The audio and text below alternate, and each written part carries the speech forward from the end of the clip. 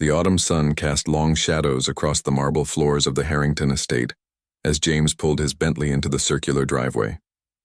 He wasn't supposed to be home until tomorrow, but the Tokyo meetings had wrapped up early, and for once he'd decided to surprise his son rather than stay for the customary business dinners. 6-year-old Ethan had been so withdrawn lately, ever since Catherine's passing last year. The house had felt empty, despite the staff that kept it running like clockwork. James loosened his tie as he entered through the side door, the one that led directly to the kitchen. He wanted to avoid the formal announcement of his arrival that would come with using the main entrance. The house was quiet, save for the distant sound of voices coming from the library. That was strange. Ethan should be in bed by now. It was nearly 9 p.m. He set down his briefcase and moved silently through the house, his Italian leather shoes barely making a sound on the polished floor. As he approached the library, he could make out two voices, one small and curious, unmistakably Ethan's, and another warm and patient, with a slight accent he recognized as belonging to Amara Wilson, the maid he'd hired 6 months ago. "So if we look at these patterns," Amara was saying, "what do you notice about how the numbers grow?" James paused at the doorway, remaining just out of sight. The library was dimly lit, with just the desk lamp creating a warm circle of light. Ethan sat at the large mahogany desk, his small legs swinging freely from the oversized leather chair. Beside him, Amara pointed to something on the open book between them. "They get bigger by multiplying, not just adding," Ethan replied, his voice carrying an excitement James hadn't heard in months. "That's right." Amara's voice held genuine enthusiasm. "And that's what makes this a geometric sequence instead of an arithmetic one. Each number is multiplied by the same value to get the next number." James stood frozen, his hand gripping the door frame. Geometric sequences? His 6-year-old son was learning advanced mathematics concepts that most kids wouldn't touch until high school. "And from the Maid? So 3 times 2 is 6, and 6 times 2 is 12, and 12 times 2 is 24? Ethan worked out aloud, his finger tracing the numbers in the book. "Perfect," Amara nodded. "And what would come next?" 24 times 2? Ethan's forehead wrinkled in concentration. "That's 48. "You're getting so good at this," Amara said, her voice warm with pride. "Remember when we started and multiplication seemed so tricky?" James leaned slightly forward, still hidden by the shadow of the doorway. He'd hired the best tutors money could buy, but Ethan had shown little interest. Yet here he was, eagerly learning from the woman who cleaned their home. As he watched, Ethan beamed at the praise, sitting up straighter in his chair. "Can we try one more problem before bed?" "Please?" Ethan asked, his eyes wide with enthusiasm. James couldn't remember the last time his son had asked for more of anything educational. Usually it was a struggle just to get him to finish his regular homework. "Just one more," Amara agreed, flipping to another page in the book. "But then it's straight to bed, or your father will think I'm not taking good care of you." James felt a twinge of guilt. He'd barely spoken to Amara since hiring her. She was efficient, thorough, and came with excellent references. That had been enough for him.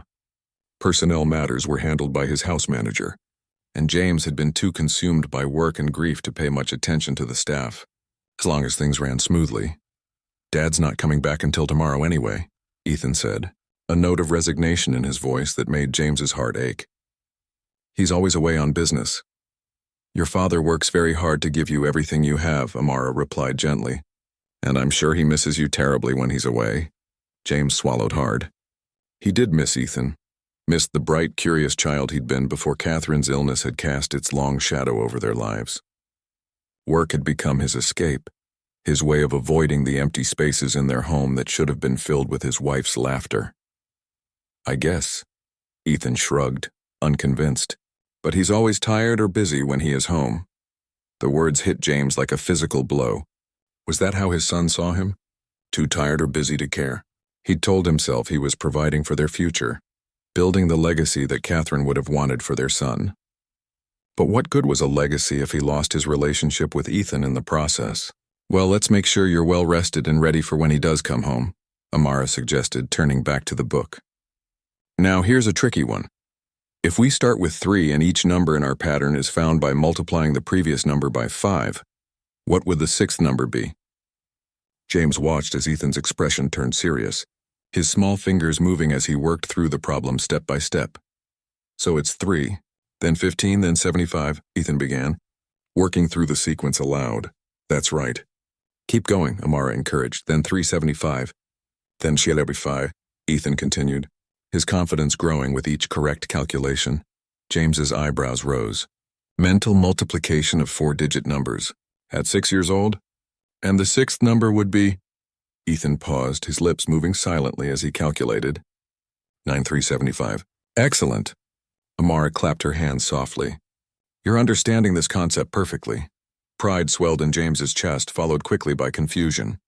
How had he not known his son was capable of this level of mathematics? The school reports had been adequate but unexceptional. Nothing had indicated this kind of potential. Okay, time for bed now, as promised, Amara said, closing the book. Can we do more tomorrow? Ethan asked eagerly, sliding off the chair. Of course. After you finish your regular schoolwork, Amara replied. Straightening the desk, James stepped back, moving quickly and quietly toward the staircase. He needed a moment to process what he'd witnessed before confronting them. As he climbed the stairs to his bedroom, questions tumbled through his mind. Why was his maid teaching his son advanced mathematics? How long had this been happening? And most importantly, why was Ethan responding so positively to her when he'd rejected the expensive tutors James had hired? He changed quickly into casual clothes, then made his way back downstairs, timing his entrance to coincide with what he assumed would be Ethan's bedtime routine. As he reached the bottom of the grand staircase, he saw Amara guiding Ethan toward the west wing where his bedroom was located. I think it's time we… Amara stopped mid-sentence as she spotted James. Mr. Harrington, we weren't expecting you until tomorrow. Ethan spun around, his eyes widening. Dad! For a brief moment there was genuine excitement in his voice, but it quickly gave way to uncertainty. You're home early. The meetings wrapped up sooner than expected, James explained, trying to keep his tone casual. I thought I'd surprise you. Amara straightened, smoothing down her simple navy uniform dress. I was just taking Ethan to bed, sir. He's finished his homework and had his bath.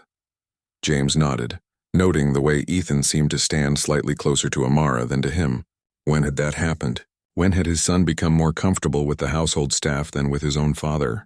I saw you were in the library, James said carefully. Doing some extra studying? Ethan and Amara exchanged a quick glance that spoke volumes. There was something they weren't telling him. Just some math practice, Amara replied, her voice steady but her eyes cautious.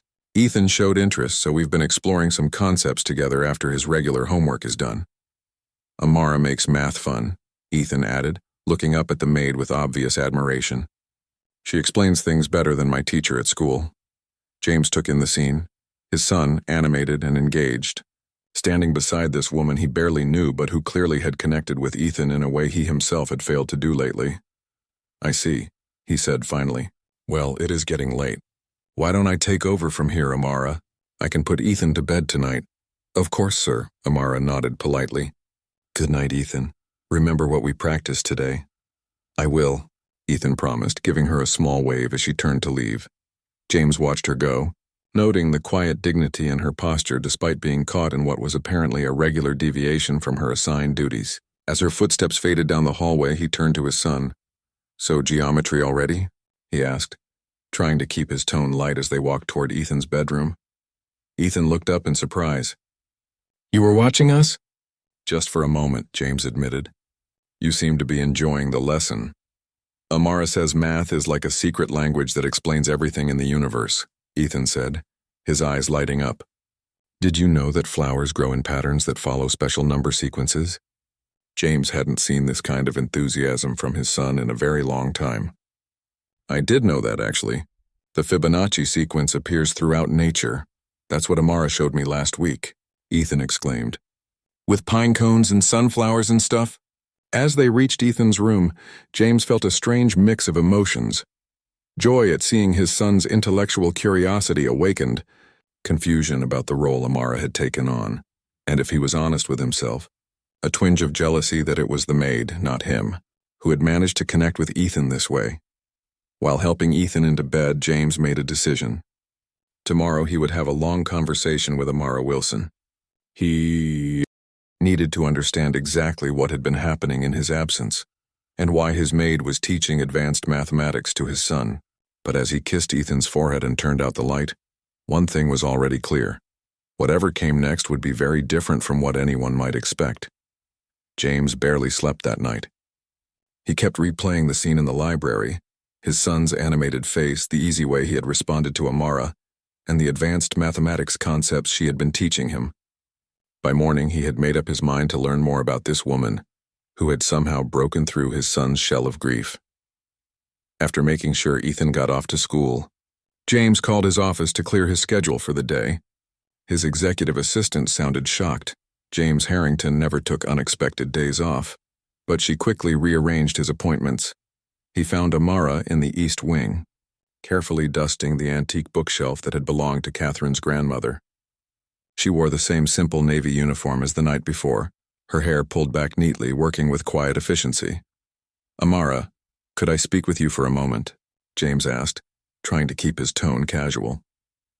She turned, surprise briefly crossing her face before her expression settled into polite professionalism. "Of course, Mr. Harrington. Let's sit in the study," he suggested, gesturing toward the door. He noticed how she carefully placed the feather duster on its shelf before following him, her posture straight, hands clasped in front of her. The morning sunlight streamed through the tall windows of the study, illuminating the space that had once been Catherine's favorite room in the house. James hadn't spent much time here since her passing. It held too many memories, but it seemed appropriate for this conversation. "Please, have a seat," he said, motioning to one of the leather armchairs across from his desk. He chose not to sit behind the desk, taking instead the chair beside hers, trying to create a less formal atmosphere. Amara perched on the edge of the chair, her hands folded neatly in her lap. "Is everything all right, Mr. Harrington? Was there a problem with my work?" "No, not at all," James assured her. "Your work has been exemplary. I actually wanted to talk about what I saw last night, you teaching Ethan." A slight flush colored her cheeks. "I apologize if I overstepped my boundaries. It began innocently enough. Ethan was struggling with his homework one evening, and I offered to help. From there, it just evolved." James leaned forward, genuinely curious. "Into advanced mathematics? Geometric sequences? That's well beyond first-grade curriculum." "Ethan has an extraordinary mind," Amara said, her voice warming with genuine admiration. "Once we moved past his basic schoolwork, I discovered he grasps complex concepts with remarkable ease. He was hungry for more, and She paused, looking down at her hands. "I suppose I got carried away. Teaching is my passion." "Your passion," James repeated. "Mrs. Reynolds mentioned you were a student when she hired you, but I admit I didn't pay much attention to the details. What exactly are you studying, Amara?" She met his gaze directly. "I'm completing my doctoral dissertation in mathematics education at State University. My focus is on early recognition and nurturing of mathematical talent in young children, particularly from disadvantaged backgrounds." James blinked, taken aback. "You're a PhD candidate? Working as a maid?" Amara's chin lifted slightly. "The fellowship that was funding my research was cut. I needed to support myself somehow, and the flexible hours here allow me to continue my research and writing in the evenings. Or at least that was the plan. And instead you've been teaching my son," James concluded. "Only after completing all my assigned duties," she clarified quickly. "I would never neglect my responsibilities, Mr. Harrington, and I never charged extra for the tutoring. It was simply something that happened naturally." James stood up and walked to the window, gazing out at the manicured gardens below. "Why didn't you apply for teaching positions? Surely with your qualifications—" "I did," Amara interrupted, then immediately looked apologetic for cutting him off. "I applied to 17 positions at private schools and research institutions. I was granted 3 interviews." She paused, a shadow crossing her face. "None resulted in offers. The academic world can be challenging to break into, especially for someone with my background." James turned back to face her, reading between the lines. He'd seen it before in his own industry. Qualified candidates passed over because they didn't fit someone's preconceived notion of what a mathematician or tech executive should look like. "So, you took a job cleaning houses," he said softly. "I took a job that allowed me to finish my education," she corrected him gently. "There's no shame in honest work, Mr. Harrington." He nodded, feeling a newfound respect for this woman who had been working under his roof for months. No, there certainly isn't. He returned to his seat. Tell me about Ethan. You've obviously connected with him in a way his school teachers haven't. Amara's expression softened. Ethan is grieving, Mr. Harrington. Children process loss differently than adults. His withdrawal at school, his reluctance to engage, it's not about ability. It's about feeling safe enough to open up again. The words hit James hard. He hadn't considered that Ethan's academic struggles might be connected to his emotional state. He'd hired therapists, of course, but had he really been paying attention to how his son was coping? And he feels safe with you, James observed. Amara nodded. I think I was just there, consistent, available. Sometimes children find it easier to open up to someone who isn't directly part of their pain. I didn't know his mother, so he doesn't see her loss reflected in my eyes every time I look at him. The simple observation left James speechless. Was that what he'd been doing? Reminding Ethan of their shared loss every time they interacted? When did you start the advanced lessons? He asked finally, about 4 months ago. It began with me helping him catch up on schoolwork he'd been neglecting. But once he started engaging, it became clear that he was capable of so much more. His mind works differently. He sees patterns and connections that most children his age wouldn't notice. James nodded slowly. Like his mother. Catherine had that same ability. A moment of understanding passed between them. May I ask what you plan to do now, Mr. Harrington? Amara asked cautiously. If you'd prefer I stick to my assigned duties. No, James interrupted. Actually, I'd like to see more of what you've been doing with him. Surprise flickered across Amara's face. You're not upset? Why would I be upset that a highly qualified educator has been giving my son private lessons? James smiled slightly. Though I'm curious why you didn't mention your qualifications when you were hired.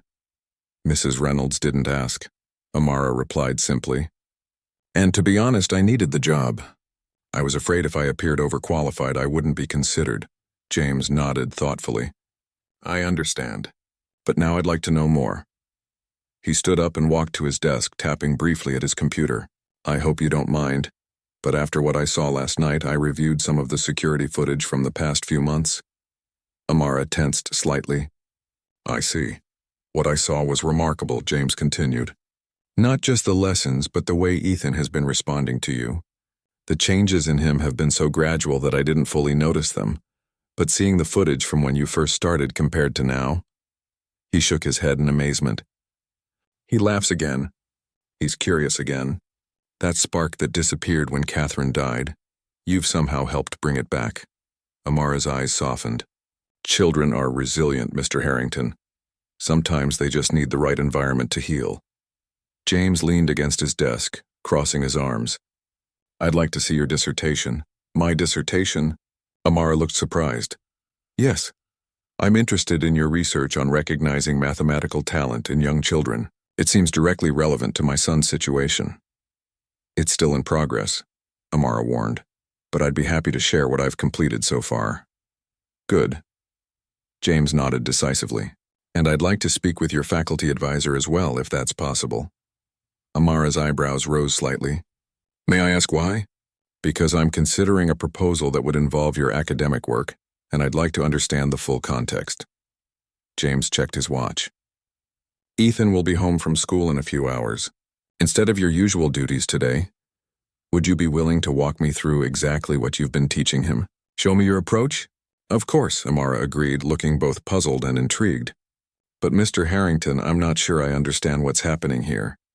James smiled, the first genuine smile he'd felt in months. To be honest, neither do I. But I know that something important is happening with my son, and you're a key part of it. He extended his hand to her. I think it's time we formally introduced ourselves. I'm James Harrington, and I'd like to better understand the woman who's been teaching my son. Amara stood and took his hand, her grip firm and confident. Dr. Amara Wilson, well, almost doctor. One more semester, hopefully. Dr. Wilson, James repeated, a plan already forming in his mind. I have a feeling the next few months are going to change both our lives in ways neither of us expected. As they shook hands, the morning sunlight caught the dust particles floating in the air between them, turning them to tiny specks of gold. For the first time since Catherine's death, James felt something he'd almost forgotten. hope. The next few weeks transformed the Harrington household. James rearranged his schedule to be home by 4 o'clock most days, watching as Amara guided Ethan through lessons that blended play with complex mathematical concepts. He was astonished by her methods, the way she used everyday objects to demonstrate abstract ideas, her patience when Ethan struggled, and her genuine excitement when he grasped a difficult concept. "It's like watching a master artist," James commented one evening after Ethan had gone to bed. He and Amara sat in the kitchen reviewing Ethan's progress over cups of tea. "You don't just teach him facts, you're teaching him how to think." Amara smiled, wrapping her hands around her mug. "That's exactly the goal. Facts can be looked up, but learning to see patterns, to question, to analyze, those skills last a lifetime." James had spent these weeks not only observing Amara's teaching, but also learning about her work. He'd read her partially completed dissertation, spoken with her faculty advisor, Dr. Chen, and researched the fellowship program that had been cut due to funding reductions. The more he learned, the more impressed he became. "Your research could change how we identify and nurture mathematical talent," he said, setting down his mug, "especially for kids who might otherwise fall through the cracks." "That's the dream," Amara agreed, a hint of sadness in her voice.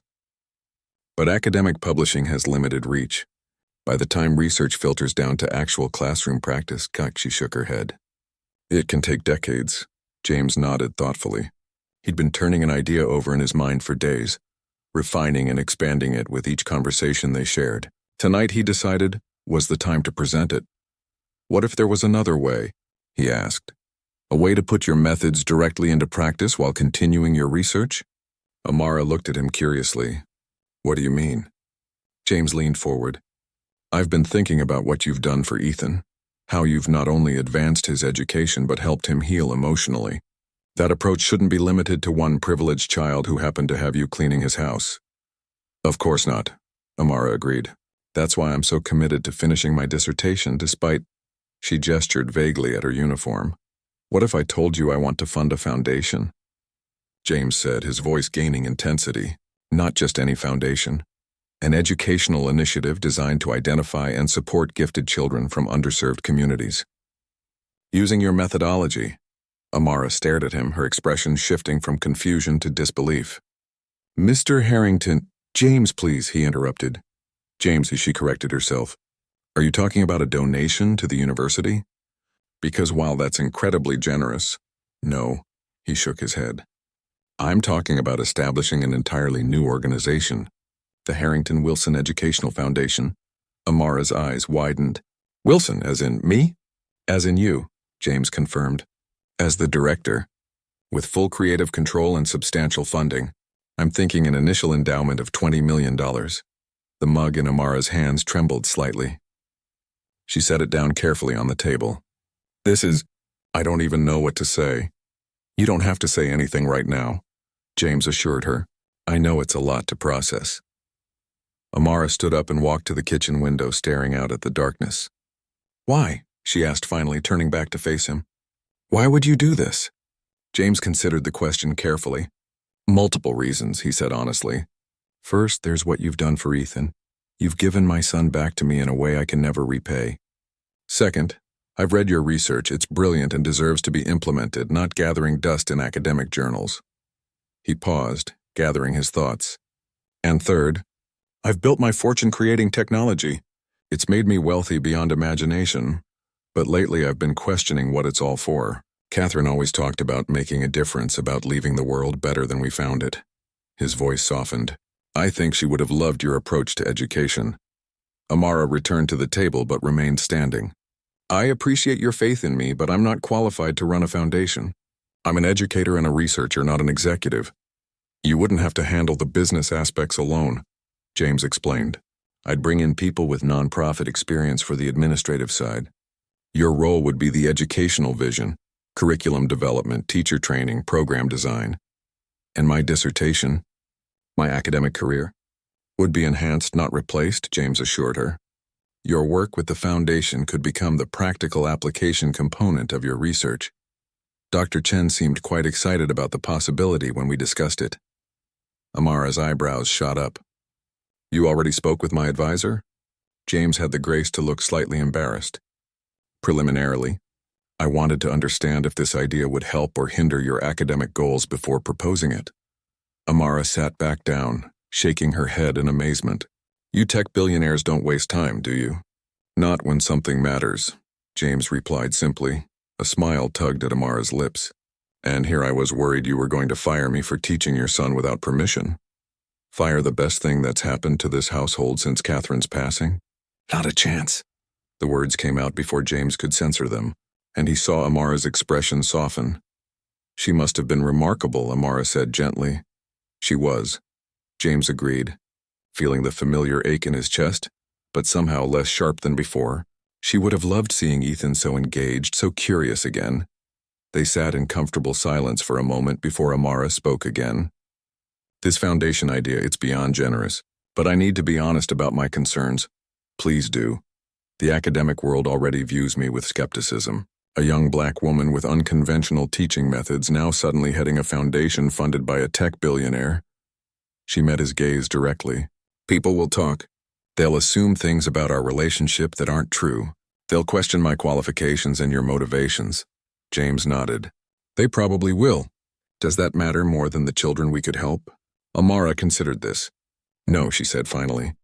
But I need to know that when that criticism comes, and it will, you won't regret this decision. I don't make decisions I'm likely to regret, James said with quiet confidence. But I understand your concerns. What would make you more comfortable?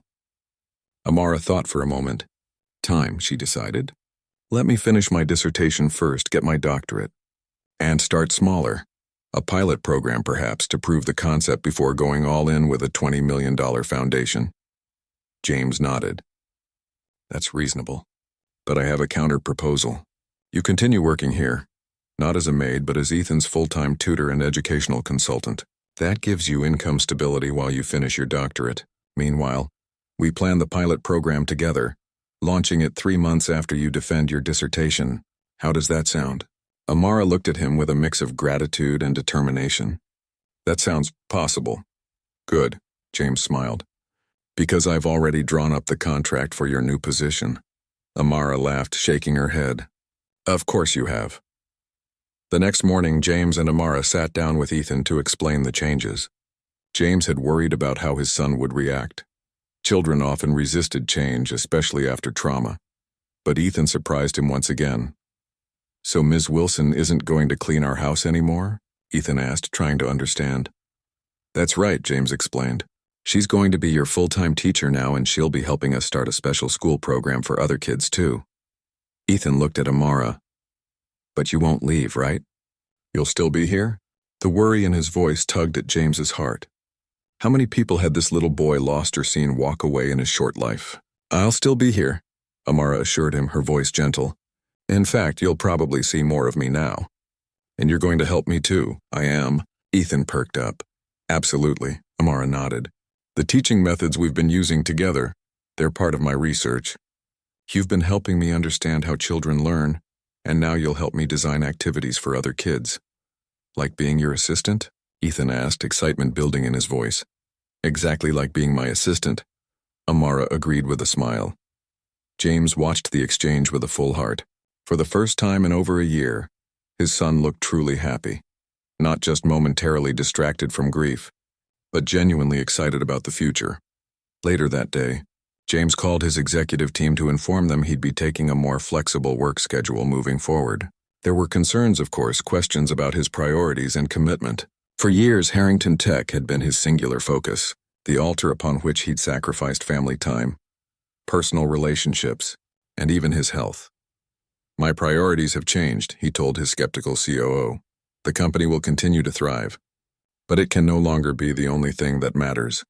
As he hung up the phone, James looked out his office window to see Amara and Ethan in the garden, collecting leaves for what appeared to be a lesson on symmetry in nature.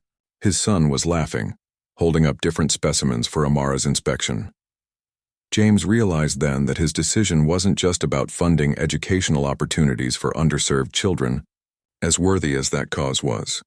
It was about reclaiming his own life, about honoring Catherine's memory by being truly present for their son. And perhaps though he wasn't quite ready to admit it even to himself. It was about the spark of connection he felt with the remarkable woman who had entered their lives disguised as a maid, but who had turned out to be so much more. 6 months flew by in a whirlwind of activity. Amara successfully defended her dissertation, earning her doctorate with honors. Dr. Wilson, as Ethan now proudly called her, had transformed the 3rd floor of the Harrington mansion into a vibrant educational space. What was once a dusty storage area now housed colorful learning stations, walls of books, and interactive displays showcasing mathematical concepts in the natural world. James kept his promise, reducing his time at the office to focus on their new venture. Watching Amara and Ethan work together had sparked something in him that years of business success never had: sense of genuine purpose beyond profit, margins, and market share. The press conference is scheduled for Tuesday at 10 a.m., James said as he entered the kitchen where Amara was helping Ethan bake cookies. The simple domestic scene, his son with flour on his cheeks, Amara patiently guiding him through measuring ingredients, made James pause, momentarily struck by how different his home felt now. "I still think this is going to be bigger than you realize," Amara warned, looking up from the mixing bowl. "Your PR team is underestimating the public interest." James leaned against the counter.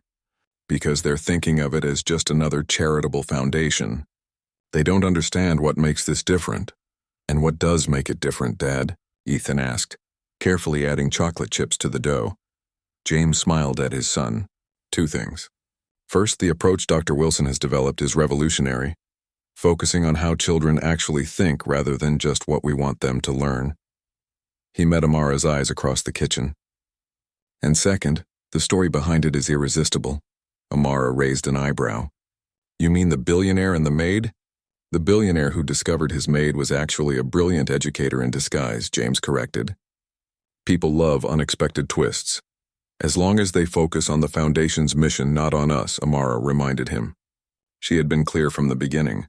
This couldn't be about their personal story. It had to be about the children they wanted to help. The Tuesday press conference proved Amara right. What James's PR team had planned as a modest announcement exploded into a media sensation. The elegant conference room at Harrington Tower was packed beyond capacity, with journalists from education publications sitting alongside reporters from major networks and business magazines. James stood at the podium, Amara beside him in a professional blue suit that replaced her maid's uniform, but maintained the same quiet dignity she'd always carried. 6 months ago, I made an unexpected discovery in my own home, James began, his voice steady and clear. The woman I had hired to clean my house was quietly transforming my son's education and his life. What began as a simple act of kindness evolved into something extraordinary. Today, we're launching the Harrington Wilson Educational Foundation with an initial endowment of $20 million, dedicated to identifying and supporting mathematically gifted children from underserved communities.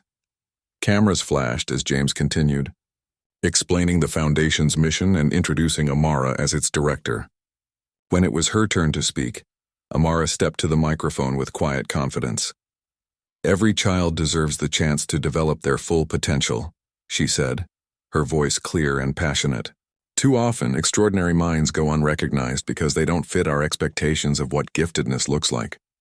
Our foundation will focus on identifying these hidden talents and creating pathways for them to flourish." The questions afterward came rapidly, many focusing more on their personal story than the foundation itself. "Dr. Wilson, how does it feel to go from cleaning Mr. Harrington's house to running his multi-million-dollar foundation?" one reporter called out. Amara didn't flinch. "I never defined myself by the job that paid my bills," she replied calmly. "I was always an educator and researcher. That didn't change whether I was teaching university students or cleaning floors. What's changed is having the resources to implement ideas I've been developing for years." Another reporter stood. "Mr. Harrington, there are rumors that your relationship with Dr. Wilson extends beyond professional. Care to comment?" James felt a flash of anger, remembering Amara's prediction that people would question their motives. Before he could respond, Amara touched his arm lightly. "Our relationship is based on mutual respect and a shared vision for educational reform," she said firmly. "We're partners in this foundation, united by our commitment to children like Ethan and countless others whose potential might otherwise be overlooked." I'd appreciate if we could focus on that mission rather than unfounded speculation. Her dignified response earned nods of approval from several journalists, and the questions turned back to the Foundation's programs. As they left the podium after the conference, James leaned close to Amara. "You handled that perfectly," he murmured. Amara gave him a small smile. "I've had plenty of practice dealing with people who underestimate me." The days following the press conference brought a flood of inquiries, from potential donors, educators interested in their methodology, and most importantly, parents of children who seemed to fit the profile the Foundation aimed to serve. "We need to scale up faster than we planned," Amara told James one evening as they reviewed the hundreds of emails that had poured in. They sat in his home office, surrounded by plans for the Foundation's first learning center. "These children can't wait while we perfect our approach." James nodded thoughtfully. "What if we converted the West Side property? It was supposed to be Harrington Tech's new research facility, but we could repurpose it as the Foundation's headquarters and first school." Amara's eyes widened. "That's a $60 million property, James," he shrugged. "The company can build elsewhere. These kids need it more than my engineers do." The announcement of the property donation made headlines again, but this time with a different tone. Business publications questioned James's commitment to his company, with one financial analyst suggesting he was distracted by charitable endeavors at the expense of shareholder value. Harrington Tech's stock dropped 8% in a single day. James's board of directors called an emergency meeting, demanding explanations for his recent decisions.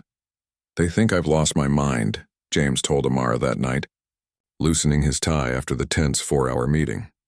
"The chairman actually suggested I might be having some kind of delayed grief reaction." Amara looked up from the curriculum plans spread across the dining table. "And what did you tell him?" "That they're right, I have changed. But it's not grief clouding my judgment. It's clarity. For the first time since Catherine died, I remember why we work so hard in the first place. It's not just to accumulate wealth, it's to make a difference. And did that satisfy them?" Amara asked, knowing how bottom-line focused corporate boards could be. James grinned. "Not until I showed them the projections for the educational technology division we're developing, alongside the Foundation. Turns out innovative teaching methods can lead to marketable products." Amara looked surprised. "You never mentioned that aspect." "Because it's secondary," James explained, joining her at the table. "The Foundation comes first. But if creating educational technology that benefits all schools helps fund our mission and keeps my board happy, well, that's what they call a win-win." 3 months after the press conference, the first Harrington Wilson Educational Center opened its doors. What had once been destined to be a corporate research facility was now a light-filled space designed specifically for Amara's teaching methods. The center featured flexible learning areas, a mathematics garden with plants growing in Fibonacci sequences, and technology that adapted to each child's unique learning style. The first cohort included 30 children from diverse backgrounds, each identified through the assessment tools Amara had developed during her doctoral research. Among them was a 10-year-old girl from public housing who could calculate complex orbital mechanics in her head, but was failing math in school because she couldn't show her work in the required format. There was an 8-year-old boy whose pattern recognition abilities were off the charts, but whose behavioral issues had labeled him a problem child rather than a gifted one. On opening day, James watched as these children explored the center for the first time. Many looked stunned, as if they couldn't believe such a place was meant for them. Some approached the activities cautiously, while others dove in with immediate enthusiasm. Ethan, now 7, had appointed himself unofficial tour guide, proudly showing the new students his favorite learning stations. James noticed how naturally his son had slipped into this role, confident, articulate, kind to these children he'd just met. The withdrawn, grief-stricken boy of a year ago was barely recognizable in this engaged, thriving child. "We did it," Amara said softly, coming to stand beside James as they watched the children. She wore a simple dress, professional but approachable, her doctoral regalia displayed in a frame on her office wall, a reminder of the journey that had brought her here. "This is just the beginning," James replied, his voice thick with emotion. "Look at them, Amara. Each one of these kids could change the world if given the chance." As if on cue, a small girl approached them, holding up a complex structure she'd built from magnetic shapes. "Dr. Wilson, I made a dodecahedron. It has 12 faces, just like you showed us." Amara knelt down to the child's level, examining the structure with genuine interest. "That's beautiful work, Zoe. And can you tell me how many vertices it has?" The girl's face scrunched in concentration. 20, and it has 30 edges." "Perfect," Amara beamed, and the girl hurried back to the building station, her confidence visibly growing. James watched the interaction, a sense of profound rightness settling over him. In the space of a year, his life had transformed completely, from a grieving widower burying himself in work to a man with renewed purpose. All because he'd come home early one night and discovered his maid was so much more than she seemed. The press continued to speculate about the nature of James and Amara's relationship. Some stories painted it as a fairy tale romance, others as a calculated PR move. The truth, as always, was more complicated than any headline could capture. What existed between them was a partnership built on mutual respect, a shared vision, and the daily joy of seeing Ethan and now these 30 other children flourish.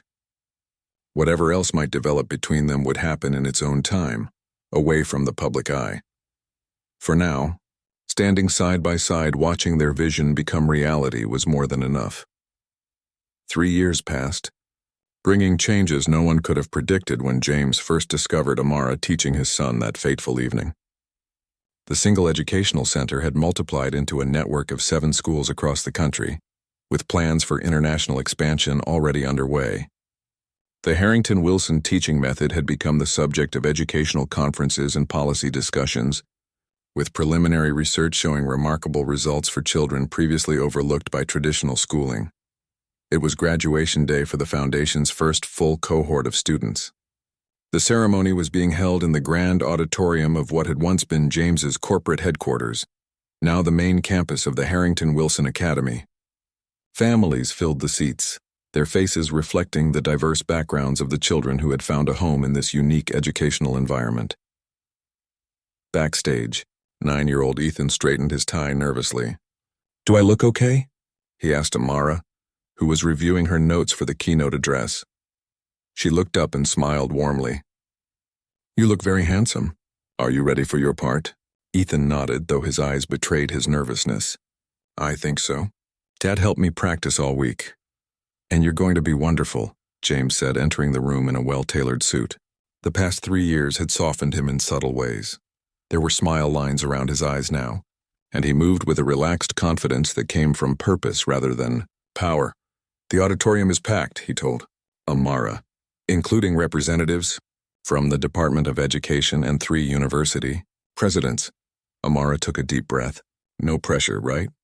Despite her rising prominence in the educational world, she still approached each public appearance with the same careful preparation she'd once applied to her dissertation defense. "You've got this," James said softly, his hand briefly touching her shoulder, a small gesture that spoke volumes about how their relationship had evolved. Gone was the awkward formality of employer and employee, replaced by a deep partnership built on mutual respect and shared purpose. The ceremony began with James welcoming the audience, his pride evident as he introduced the graduating class, 32 students ranging in age from 8 to 12, each with extraordinary abilities that might have gone unrecognized without the Foundation's intervention. 3 years ago, we made a promise, James said, his voice carrying throughout the auditorium. We promised to create a place where children could be seen for who they truly are, where potential isn't limited by circumstance or background. Today, as our first-class graduates, I can say with confidence that we've only begun to fulfill that promise. He gestured to the side of the stage. And now I'd like to introduce someone who has been part of this journey from the very beginning. My son, Ethan. The audience applauded as Ethan walked to the podium, standing on a small platform that allowed him to reach the microphone. Though visibly nervous, his voice was clear and strong. Before Dr. Wilson came into our lives, I was really sad all the time. Ethan began with the disarming honesty of childhood. My mom had died, and I didn't care about school or anything else. But then Dr. Wilson started teaching me, and she didn't just make me learn, she made me want to learn. The audience was utterly silent, captivated by the boy's simple eloquence. Now I get to help other kids too, Ethan continued. Every Saturday I work with the younger students in the math garden. I show them how to find patterns in nature, just like Dr. Wilson showed me. And when they understand something for the first time, they get this look on their faces. He paused, searching for the right words. It's like they just discovered they have superpowers they didn't know about. Gentle laughter rippled through the audience, but it was the kind born of recognition rather than amusement. Many parents nodded, having seen that same expression of wonder on their own children's faces. My dad says that education can change the world, Ethan concluded, but I think it's really people who change the world, when they help each other see what's possible. And now I'd like to introduce the person who helped me see what's possible, Dr. Amara Wilson. The applause was thunderous as Ethan stepped back and Amara took the podium. James watched from the side, his chest tight with emotion. His son, once so withdrawn and broken by grief, had become this articulate, compassionate young person with a wisdom beyond his years. Amara's address was both personal and visionary. She spoke of her own journey, of doors closed and opportunities denied, but focused primarily on the graduates and their future potential. Each child in this room represents countless others still waiting to be discovered, she said, surveying the audience with quiet intensity. Our mission isn't just to create a few exceptional schools, it's to transform how we identify and nurture talent across all educational settings. She went on to announce the Foundation's newest initiative, a teacher training program designed to bring their methods to public schools nationwide, with scholarships for educators from low-income districts. Because brilliant minds exist everywhere, she concluded, waiting only for someone to recognize the spark.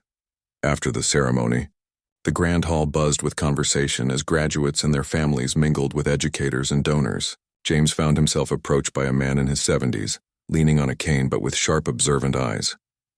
Dr. Thomas, James greeted him warmly, recognizing Amara's former faculty advisor. I'm so glad you could make it, the older man nodded, watching as Amara across the room knelt to speak with one of the graduates, giving the child her full attention despite the crowd of dignitaries waiting to speak with her. When she first told me about your proposal, I thought she was making a terrible mistake, Dr. Thomas admitted candidly. Leaving academia for the private sector? Working with a wealthy businessman with no background in education? He shook his head. I warned her it could destroy her academic credibility. And now? James asked, curious rather than offended. Now I think it was one of the best decisions any of my students has ever made, the professor said simply. She's accomplished more in 3 years than most educators do in a lifetime. And you... He fixed James with a penetrating gaze. You've surprised me most of all. How so? By not turning this into a vanity project. By giving her real control and supporting her vision even when it didn't align with conventional wisdom. The old professor smiled slightly. It's rare for people with your level of wealth and power to truly collaborate, rather than simply dictate. Before James could respond, Ethan appeared at his side, accompanied by a small girl with bright eyes and a serious expression. Dad, this is Zoe, Ethan said, introducing the girl who had built the dodecahedron 3 years earlier. She's going to be the first student in the new advanced physics program, and she's working on a theory about black holes that Dr. Wilson says might actually be important.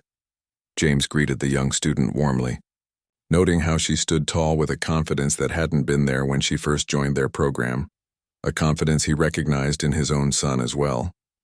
Later that evening, after the guests had departed and Ethan had gone to bed exhausted but happy, James found Amara on the terrace of what was still their home.